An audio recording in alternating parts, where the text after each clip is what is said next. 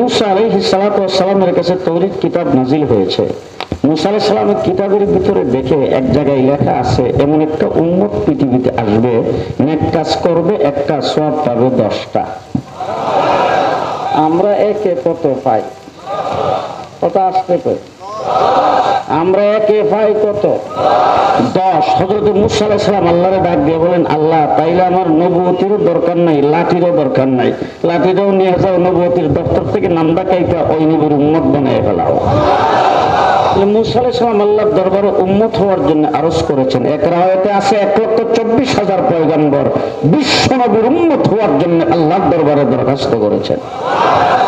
সেই নবীর উম্মত আল্লাহ পাক বিনা দরখাস্তে আমাদেরকে বাছাই করে নিজের কুদরতি হাতের দ্বারা আল্লাহ পাক আমাদেরকে বানিয়েছেন। খুশি না বাজার? খুশি না বাজার? 1,24,000 পয়গম্বর পৃথিবীতে প্রেরণ করেছেন।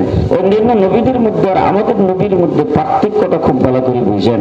আদম থেকে ঈসা পর্যন্ত যত নবী পৃথিবীতে আগমন করেছেন, প্রত্যেক নবীর কাছে জিবরাইল আমিন ওহী নিয়ে আসছেন। কোন নবীর ইতিহাস তালাশ করলে দেখা যায় জীবনে মাত্র একবার জিবরাইলের সঙ্গে সাক্ষাৎ হয়েছে। কারো কাছে জীবনে আসছে 3 বার, কারো কাছে আসছে 5 বার, কারো কাছে 7 বার। হযরত ইব্রাহিম আলাইহিস সালামের কাছে জিবরাইল আমিন আসছেন 40 বার, আর হযরত মূসা আলাইহিস সালামের কাছে আসছে 400 বার। যত নবী পৃথিবীতে আগমন করেছেন আদম থেকে ঈসা পর্যন্ত, সমস্ত নবীর কাছে জিবরাইল আমিন যতবার আগমন করেছে সবগুলোকে একত্রিত করে যদি গড়ে ভাগ করা হয়, বুজুর্গানে দিন লেখছেন প্রত্যেক নবীর ভাগে 3 বার করে পড়ে। কয়বার? 3 বার। আর আমার নবী মুহাম্মদুর রাসূলুল্লাহ সাল্লাল্লাহু আলাইহি ওয়াসাল্লামের 23 বছরের নবুয়তির জিন্দেগিতে জিবরাইল আমিন আগমন করেছে 24,000 বার। কয়বার? 24,000 বার। এবার 24,000 বার যায় ঘরের মধ্যে ক্যালকুলেটর বা কম্পিউটার থাকলে যাই আপনারা ভাগ করে দেখেন দৈনিক কয়বার করে পড়ে। মুহাম্মদুর রাসূলুল্লাহ সাল্লাল্লাহু আলাইহি ওয়াসাল্লামের কাছে জিবরাইল আগমন করেছেন। আর আসার কাইফিয়তটা, আসার সিস্টেমটা দেখেন। আল্লাহ পাক জিবরাইল আমিনকে বলছেন, জিবরাইল আমার হাবিব যেখানে থাকে সেখানে তুমি যাইবা, তুমি যেখানে থাকো হাবিবকে আনতে পারবা না। কথা বুঝেন নাই বোধহয়? জি, মুহাম্মদুর রাসূলুল্লাহ সাল্লাল্লাহু আলাইহি ওয়াসাল্লামের কাছে জিবরাইল আমিন আগমন করেছে। আর আল্লাহ তো হযরত মূসা আলাইহিস সালামের কাছে কথা বলেছেন, যেখানে সেখানে বলেন নাই। কুহুতুরের নিকটে ডাইকা নিষেধ নিয়ে তারপরে সেই জায়গায় কথা বলেছেন। জিবরাইল আমিনের সাথে মূসা আলাইহিস সালামেরও সাক্ষাৎ হয়েছে, ইব্রাহিম আলাইহিস সালামেরও সাক্ষাৎ হয়েছে, 1,24,000 পয়গম্বরেরও সাক্ষাৎ হয়েছে। কিন্তু আমার নবীর কাছে জিবরাইল আমিন বারবার যে আসা যাওয়া করেছেন, কোথায় আসছেন? রাসূল হেরা গুহার ভিতরে বসা। আল্লাহ বলছেন গুহার ভিতরে যাইয়া ওহী নাযিল করবা, সেখান থেকে বের করে কষ্ট দিবা না। রাসূল সাল্লাল্লাহু আলাইহি ওয়াসাল্লাম আল্লাহ আম্মাজান আয়েশা সিদ্দিকার হুজরার ভিতরে আছেন। আল্লাহ বলছেন হুজরার ভিতরে যায় ওহী নাযিল করবা, সেখান থেকে বের করে কষ্ট দিবা না। আমার রাসূল সাল্লাল্লাহু আলাইহি ওয়াসাল্লাম দাহিয়াতুল কালবের উরাতের উপর শুয়ে আছেন। রাসূল বলছে ওই জায়গায়, আল্লাহ বলছেন ওই জায়গায় ওহী নাযিল করবা, এখান থেকে উঠায় কষ্ট দিবা না। আমার রাসূল সাল্লাল্লাহু আলাইহি ওয়াসাল্লাম উটের উপর শোয়া, জিবরাইল আমিন উটের উপর ওহী নাযিল করেছেন। রাসূল যেখানে জিবরাইল গিয়েছেন সেখানে। ঠিক কিনা বলেন?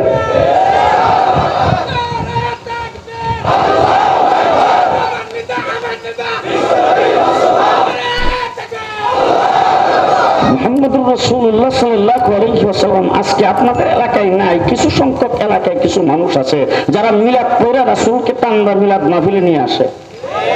আপনাদের এলাকায় নাই, আছে কিন্তু অনেক জায়গায় আছে না? ইয়া নবী সালামু আলাইকা করে কিছু খিচুড়ির ব্যবস্থা করে, আর কিছু পায়েসের ব্যবস্থা, কিছু জিলাপির ব্যবস্থা করে মদিনার রওজাত থেকে উঠায় রাসূলকে তুমি নিয়ে আসো এখানে। আর তোমার মতো এত বড় বিয়াদব আসমান জমিনের কোথাও পাওয়া যাবে না। জিবরাইল আমিন রাসূল যেখানে জিবরাইল গেছেন, কথা আসতে কও, রাসূল যেখানে জিবরাইল সেখানে। আরে রাসূল মক্কায় কোরআন নাযিল হয়েছে মক্কি, রাসূল মদিনায় কোরআন নাযিল হয়েছে মাদানী। মুহাম্মদুর রাসূলুল্লাহ সাল্লাল্লাহু আলাইহি ওয়াসাল্লাম যেখানে জিবরাইল কোরআন নিয়ে সেখানে হাজির হয়েছেন। ঠিক কিনা বলেন? মুহাম্মদুর রাসূলুল্লাহ সাল্লাল্লাহু আলাইহি ওয়াসাল্লাম নবী আর অন্যান্য নবী যত নবী আল্লাহ দুনিয়াতে প্রেরণ করেছেন সমস্ত নবীকে তার নবুয়ত প্রমাণের জন্য আল্লাহ পাক অলৌকিক ঘটনা মুজিজা দান করেছেন। কোন কোন নবীকে মুজিজা দিয়েছেন একটা, কাউকে দিয়েছেন তিনটা, কাউকে দিয়েছেন পাঁচটা। যেমন হযরত মূসা আলাইহিস সালামের হাতে আল্লাহ পাক লাঠি দিয়েছিলেন। হযরত ঈসা আলাইহিস সালামকে জন্ম অন্ধ ভালো করা, মৃত্যু ব্যক্তিকে জীবিত করার মুজিজা দান করেছিলেন। এমন ভাবে আল্লাহ পাক হযরত সুলাইমান আলাইহিস সালামকে সিংহাসন দিয়েছিলেন। এমন ভাবে হযরত আদম থেকে ঈসা পর্যন্ত যত নবী আগমন করেছেন সমস্ত নবী নবুয়ত প্রমাণের জন্য আল্লাহ পাক মুজিজা দান করেছেন। কাউকে একটা, কাউকে দুইটা, কাউকে পাঁচটা, কাউকে তিনটা, সীমিত সংখ্যক মুজিজা, লিমিটেড মুজিজা।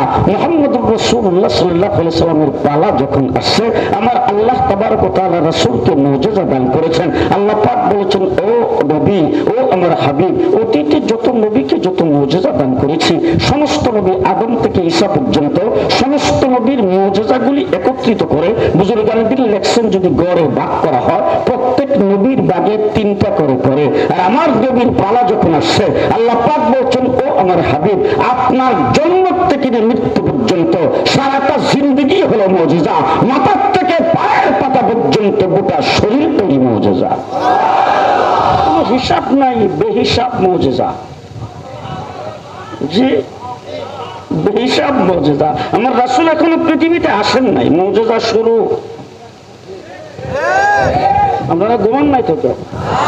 রাসূল এখনো পৃথিবীতে আসেন নাই, মুজিজা শুরু। আম্মাজান আয়েশা, আম্মাজান হযরত রাসূল সাল্লাল্লাহু আলাইহি ওয়াসাল্লামের মা আম্মাজান আমেনা রাদিয়াল্লাহু তাআলা আনহা, তা আমেনা, হযরত আমেনাকে একদিন তার শ্বশুর আব্বা আব্দুল মুত্তালিব উনি যাইয়া নিজের বেগমকে বলতেছেন, আসো দেখি বৌমাকে একটা কথা জিজ্ঞেস করতাম। আব্দুল মুত্তালিব গেছে বৌমার কাছে, বৌমা কাটা আমেনা যাইয়া জিজ্ঞেস করতেছে, বৌমা তোমার সম্পর্কে একটা কথা মানুষ জায়গা জায়গায় আলোচনা পর্যালোচনা করতেছে। বলে, আব্বা কি আলোচনা? বলে, তুমি নাকি খুব দামি আতর, দামি সুগন্ধি, দামি সেন্ট ব্যবহার করো, পাইলা কোথায় পাইলা? তার কারণ হলো তুমি বিধবা, আমার ছেলে দুনিয়াতে নাই, তোমার পেটে বাচ্চা, তুমি এত সুগন্ধি কোথার থেকে পাইলা? যেটা সম্পর্কে মানুষ জায়গা জায়গায় সমালোচনা করে। তা আমি তো কুরাইশের লিডার, আমি তো মক্কার মুতাওয়াল্লি, বাইতুল্লাহর মুতাওয়াল্লি, আমার তো এগুলি শুনলে খারাপ লাগে। তুমি বলো তো দেখি কোথার থেকে পাইলা? মা আমেনা চোখের পানি ছেড়ে দিয়ে বলছেন, ও শ্বশুর আব্বা, আমি কি করব? যেদিন থেকে সন্তান আমার পেটে গেছে ওই দিন থেকে আমার শরীর থেকে মেশক আম্বরের সুঘ্রাণ বের হইতে শুরু করেছে। মুহাম্মদুর রাসূলুল্লাহ সাল্লাল্লাহু আলাইহি ওয়াসাল্লামের মা আমেনা আব্দুল মুত্তালিবকে ডাক দিয়ে বলে, ও শ্বশুর আব্বা, শুধু তাই না, শরীর থেকে সুঘ্রাণ বের হয়, শুধু তাই না, যেদিন থেকে সন্তান পেটে গেছে ওই দিন থেকে ঘর থেকে বের হয়ে যখন শক্ত পাথরের মধ্যে পড়াবে পাথরটা রুই তোলার মতো নরম হয়ে যায়। ও শ্বশুর আব্বা, যেদিন থেকে সন্তান পেটে গেছে ওই দিন থেকে আমি যখন ঘর থেকে রৌদ্রের মধ্যে বের হয় কোথার থেকে যেন আমার মাথার উপরে আকাশের মেঘ আইসা ছায়া ধারণ করে। ও শ্বশুর আব্বা, যেদিন থেকে সন্তান পেটে গেছে ওই দিন থেকে আমি যখন রাস্তায় বের হয় রাস্তার ধারের গাছগুলি আমার সামনে মাথা নত করে আমাকে সালাম করতে থাকে। যেদিন থেকে সন্তান পেটে গেছে ওই দিন থেকে আমি চক্ষু বন্ধ করলে দেখি চন্দ্র সূর্য তারকাগুলি আমাকে সালাম পেশ করতেছে। মুহাম্মদুর রাসূলুল্লাহ সাল্লাল্লাহু আলাইহি ওয়াসাল্লামের চাচার নাম হইল আবু তালেব। রাসূলুল্লাহ সাল্লাল্লাহু আলাইহি ওয়াসাল্লামকে একদিন বলতেছেন, ভাতিজা, আমি কিন্তু তোমার সম্পর্কে অনেক কিছু জানি। ভাতিজা বলতেছেন, চাচা আপনি কি জানেন? বলে, আরে বাবা, কিছু আমি নিজে চোখে দেখছি আর কিছু তোমার মার কাছে শুনছি।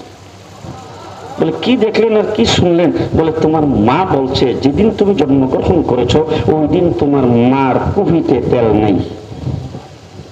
আপনারা ডিজিটাল যুগের মানুষ কুপি চিনেন না তো? জি, কুপিতে তেল নাই, যার ফলে তোমার মা ওই দিন ঘরের মধ্যে কোনো আলো জ্বালাইতে পারে নাই, লাইট জ্বালাইতে পারে নাই। কিন্তু তুমি শেষ রাত্রে বেলা সুবে সাদেকের সময় জন্মগ্রহণ করেছো অন্ধকার রাত্রিতে। তোমার মা বলছে তুমি তোমার মায়ের পেটের থেকে বের হইতে দেরি হয়েছে, গোটা ঘরটা সূর্যের মতো আলোকিত হইতে দেরি হয়নি। আবু তালিব বলতেছেন, ভাতিজা আরো জানি। বলে, চাচা আর কি জানেন? বলে, আরো আশ্চর্য খবর তোমার মার কাছ থেকে শুনছি। অন্যান্য মার সন্তান যখন জন্মগ্রহণ করে তো ডেলিভারি কেসে কিন্তু অনেক মহিলা মারাও যায়, ঠিক না বেঠে? আর তোমার মা বলছে তুমি যখন জন্মগ্রহণ করেছো তোমার মার নাকি কোনো কষ্ট হয়নি। বলে চাচা আর কি শুনছেন? বলে আরো আশ্চর্য খবর শুনছি। অন্যান্য সন্তান যখন জন্মগ্রহণ করে তখন মায়ের পেটের থেকে বের হওয়ার পরে তার নাভির নাকটা মায়ের নারের সাথে সংযোগ থাকে, এটা ব্লেড দিয়ে কেচি দিয়ে কাটতে হয়, কিন্তু তোমার নার কে যেন মায়ের পেটের থেকে কাইটা ক্লিন করে তারপরে বের করে দিয়েছে।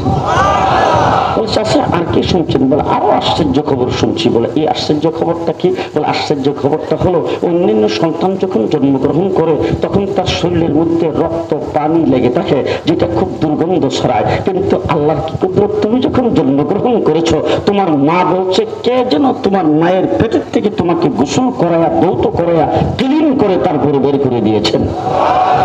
অন্যান্য সন্তান জন্মগ্রহণ করলে ঘরের মধ্যে ধূপ জ্বালাইতে হয়, আগরবাতি জ্বালাইতে হয়, স্প্রে করতে হয়, নাহলে দুর্গন্ধ করে। আর তোমার মা বলছে তুমি তোমার মায়ের পেটের থেকে জন্মগ্রহণ করেছো, বক্তা মেশকে আম্বরের সুগন্ধিতে পরিণত হয়েছে। চাচা বলেন আর কি? বলে আরো আছে। বলে কি চাচা আর কি শুনছেন? বলে আরো আশ্চর্য খবর শুনছি, অন্যান্য ছেলে সন্তান জন্মগ্রহণ করলে তাদেরকে দুনিয়াতে আসার পরে তারপরে খতনা করাইতে হয়, মুসলমানি করাইতে হয়, তোমার মুসলমানি কে যেন মায়ের পেটের থেকে করে তারপরে বের করেছেন। বলে চাচা আর কি শুনছেন? বলে আরো আশ্চর্য খবর শুনছি, অন্যান্য সন্তান জন্মগ্রহণ করলে মায়ের পেটের থেকে জমিনে পড়েই ওয়া ওয়া বলে চিৎকার করে, আর তোমার মা বলছে তুমি তোমার মায়ের পেটের থেকে বের হইতে দেরি, আত্তাহিয়াত শুরুতে বসতে দেরি নাই, আর বসতে দেরি তুমি সেজদায় যাইতে দেরি নাই, সেজদায় যাইয়া তুমি কিছুক্ষণ পর্যন্ত সেজদায় কাটাইছ, মাথা উঠায় আবার আত্তাহিয়াত শুরুতে বৈশা শাহাদাত আঙ্গুলিটা উপরের দিকে উঠেছ, তোমার মা বলছে তোমার আঙ্গুলের মাথার থেকে নূর বের হয়ে নূর এবং পার্শ্ব পর্যন্ত আলোকিত করে ফেলেছে। মুহাম্মদুর রাসূলুল্লাহ সাল্লাল্লাহু আলাইহি ওয়াসাল্লাম তার জিন্দেগিটা পুরাটাই মুজিজা। রাসূল দাঁড়াইছেন মুজিজা, বসছেন মুজিজা, শুইছেন মুজিজা, ঘুমাইছেন মুজিজা, জাগছেন মুজিজা, কথা বলছেন মুজিজা, চুপ করে বসে আছে মুজিজা। রাসূল খাইছে মুজিজা, হুজুর ঘুমাইছে মুজিজা, চক্ষু খুলছে মুজিজা, চোখ বন্ধ করছেন মুজিজা, আঙ্গুল লাগাইছে মুজিজা, হাঁটছে মুজিজা। আমার মুহাম্মদুর রাসূলুল্লাহ সাল্লাল্লাহু আলাইহি ওয়াসাল্লামের মুজিজা। আবু জেহেল আয়েশা রাসূল সাল্লাল্লাহু আলাইহি ওয়াসাল্লামকে জিজ্ঞেস করতেছেন, ভাতিজা তুমি যে নবী, বলো তো দেখি আমার মুঠের ভিতরে কি আছে? মুঠের ভিতরে যা আছে তুমি বলতে পারলে মনে করবো তুমি নবী। ছোট সময় যখন মাদ্রাসায় পড়তাম তখন দেখতাম ওই ছেলেবেলারা একত্রিত হইয়া সিমের বিষে হাতি নিয়ে একজন আরেকজন কো দেখি জুন্না বেজুর, কেউ দেখি জুন্না বেজুর। আবু জাহেল যায় একটা ভাতিজা কেউ দেখি আমার মুড়ির ভিতরে কি আছে, জুন্না বেজুর খেলে। রাসূল সাল্লাল্লাহু আলাইহি ওয়াসাল্লাম বলেন চাচা মুড়ির ভিতরে যেটা আছে আমি না বইলা সেটাই যদি কয়ে দেয়। আবু জাহেল কই ওদের যদি কয়ে দেয় তাহলে তো আরো ভালো হয়। রাসূল আঙ্গুল দিয়ে ইশারা দিয়েছেন, ইশারা দিতে দেরি মুটের ভিতরের পাথরের জবান খুলতে দেরি নাই, কালিমা পড়তে শুরু করে দিয়েছেন। আবু জাহেল এসে বলতেছেন ভাতিজা ওই যে গাছটা, এই গাছটা যদি তোমার নবুয়তির সাক্ষী দেয় মনে করবো তুমি নবী। রাসূল সাল্লাল্লাহু আলাইহি ওয়াসাল্লাম বলেন চাচা গাছটা কি জায়গার থেকে সাক্ষী দিলে হবে না কাছে এসে? আবু জাহেল তো আমি তো জাগার কথাই ভাবছিলাম, তুমি যখন কাছের কথা মনে করাইছো কাছে আসলে তো খারাপ হয় না, ভালোই হয়। রাসূল আঙ্গুল দিয়ে এইভাবে ইশারা দিয়েছেন, গাছ মাটি সহ রাসূলের মাথার কাছে এসে কালিমা পড়তে পড়তে আবার জায়গায় চলে গেছে। মুহাম্মদুর রাসূলুল্লাহ সাল্লাল্লাহু আলাইহি ওয়াসাল্লাম তখনকার জমানায় তো ওয়াশরুম ছিল না, ছিল মরুভূমির মধ্যে ময়দানের মধ্যে মানুষ ইস্তেঞ্জা করার জন্য যাইতেন, তারা রাসূল সাল্লাল্লাহু আলাইহি ওয়াসাল্লাম এরকম যাইতেন। তো হুজুর আকরাম সাল্লাল্লাহু আলাইহি ওয়াসাল্লাম নবী, উনি কি খোলা ময়দানে বসে যাবেন? রাসূল যেখানে ইস্তেঞ্জা করতে যাইতেন আশেপাশে কোনো গাছ থাকলে হুজুর আকরাম সাল্লাল্লাহু আলাইহি ওয়াসাল্লাম গাছকে এইভাবে ইশারা দিতেন, আল্লাহ রাসূলের চতুর্দিকে গাছগুলি আইসা হুজুরকে বাথরুম বানিয়ে দিতেন। মুহাম্মদুর রাসূলুল্লাহ সাল্লাল্লাহু আলাইহি ওয়াসাল্লামের সাহাবী হযরত জাবের বিরত হয়ে গেছেন নাকি? হযরত জাবের রাদিয়াল্লাহু তাআলা আনহু হুজুর আকরাম সাল্লাল্লাহু আলাইহি ওয়াসাল্লাম এক জায়গার মধ্যে শুইছে, শুইয়া হুজুর চক্ষু বন্ধ করছেন, ঘুমাইছে। ঘুম থেকে যখন সজাগ হয়েছে তখন হযরত জাবের হুজুরকে ডাক দিয়ে বলতেছেন, হুজুর কি দেখলাম এটা? বলে কি দেখলা? বলে হুজুর ওই যে একটু দূরে গাছটা, এই গাছটাকে আমি দেখলাম গাছটা সোজা হইয়া মানুষ যেইভাবে চলে এইভাবে চলতে চলতে এসে আপনার মাথার কাছে দাঁড়াইছে।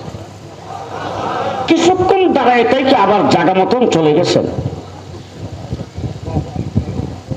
হুজুর আকরাম সাল্লাল্লাহু আলাইহি ওয়াসাল্লাম বলেন, জাবের আমি যখন এখানে চক্ষু বন্ধ করে শুইছি তখন গাছটা থেকে একটু দূরে গাছটা আল্লাহকে ডাক দিয়ে বলেন, আল্লাহ তোমার হাবিবের কাছে পাইছিলাম,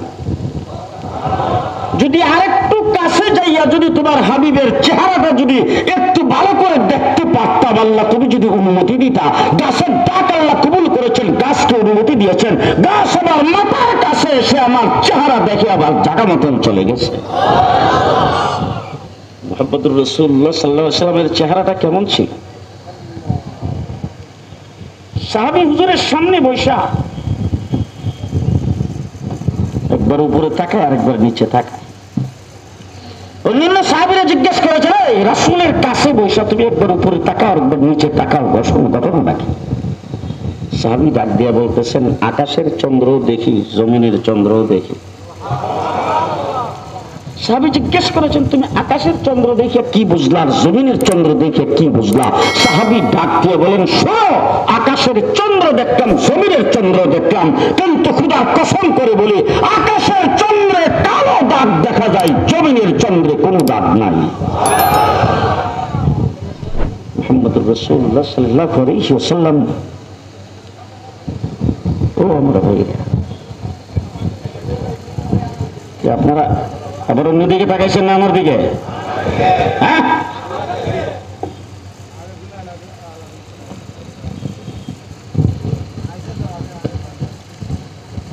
হুজুর আকরাম সাল্লাল্লাহু আলাইহি ওয়াসাল্লাম জন্মগ্রহণ করেছেন, তো মা আমেনা রাসূলের চেহারাটা দেখতেছে, দেখে মা আমেনা বলতেছে, জীবনে কত মানুষের চেহারা দেখলাম, এত সুন্দর চেহারার মানুষ তো কোনোদিন দেখিনি। কিছুক্ষণ পরে হালিমাতুস সাদিয়া, রাসূলুল্লাহ সাল্লাল্লাহু আলাইহি ওয়াসাল্লামের দুধমা হালিমাতুস সাদিয়া আসছেন বাচ্চা লালন পালন করতে নেওয়ার জন্য।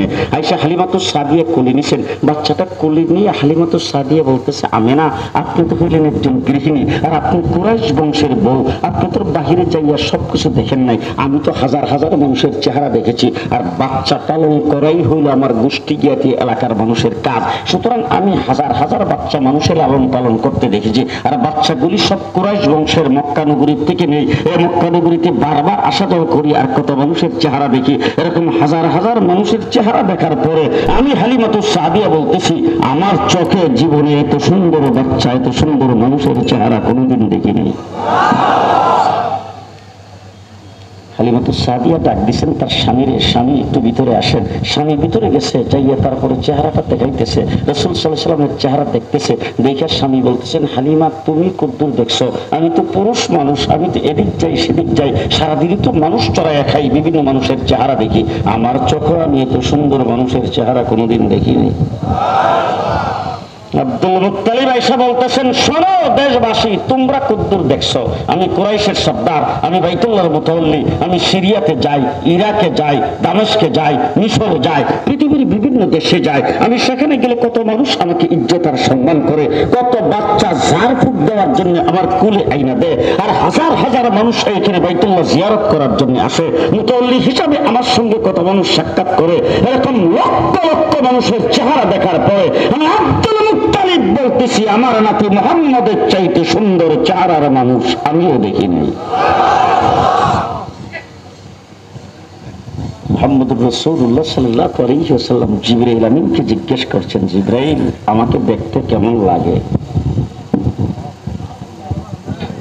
ঘুমাইছে? জিবরাইলকে জিজ্ঞেস করেছেন, জিবরাইল, আমাকে তোমাকে দেখতে কেমন লাগে, আমার সম্পর্কে তোমার কি মতামত?